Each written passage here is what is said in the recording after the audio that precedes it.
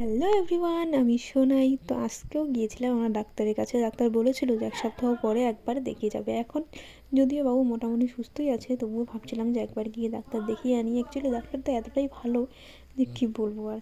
তো যাই হোক, ডাক্তারের ওষুধগুলো কিন্তু বাবুর ভালো কাজ করে আর কি। 2-1 দিন খাওয়ার পরেই বাবু আমার একদম সুস্থ হয়ে গিয়েছিল। ডাক্তারও ভয় পেয়ে গিয়েছিল, হসপিটাল অ্যাডমিট করতে বলেছিল, কিন্তু পরে ডাক্তার দেখে ডাক্তারও অবাক। আবার ডাক্তার বলছিল যে তোমরা এত রিস্ক নিলে কীভাবে। আমি তো ভয় পেয়ে গিয়েছিলাম, একদম নিঃশ্বাস নিতে পারছিলাম না, এরকম অবস্থা হয়ে গিয়েছিল ঠান্ডা লেগে। তো যাই হোক, ডক্টর এখানে কিন্তু ভালোই পেয়েছি। তো ডাক্তার খুবই ভালো, ডাক্তার এখানে পেশেন্ট খুবই হয় আর কি। তো দিকে দেখো, বাবুর ওজন ভেবে নিচ্ছি। ওজন হয়তো তোমাদের অন্য কোনো একটা ভিডিওতে বলবো।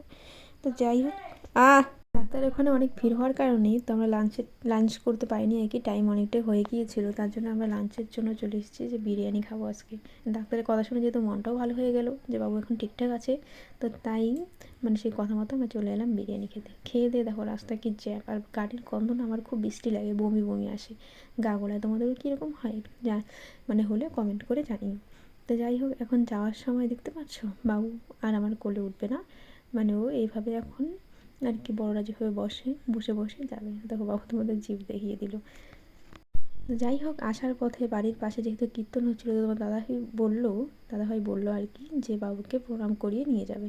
আসার কথা ছিল পরে, কিন্তু রাত্রেবেলা অনেক ঠান্ডা পড়ে, সেই কারণে বললো যে রাত্রে আসবো না, এখনই দেখা করে নিয়ে যাই। প্রায় সন্ধ্যা হয়ে গিয়েছে, তোমরা ভিডিওটা দেখলেই হয়তো বুঝতে পারছো। তো যাই হোক, আমরা চলে এলাম বাড়ির পাশে। কীর্তন প্রত্যেক বছরই হয়, এবার আমি ফার্স্ট এলাম আর কি।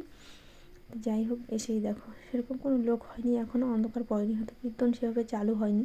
তো যাই হোক, আমি সেটা বুঝতে পারছি না। সেখানে গিয়ে আমরা বাবুকে প্রণাম করিয়ে নিয়ে এলাম। তো দেখো ভিডিওর সামনে এসে ওরা যে কী বলছে আমি তো কিছুই বুঝতে পারছি, চিনিও না লোকগুলোকে।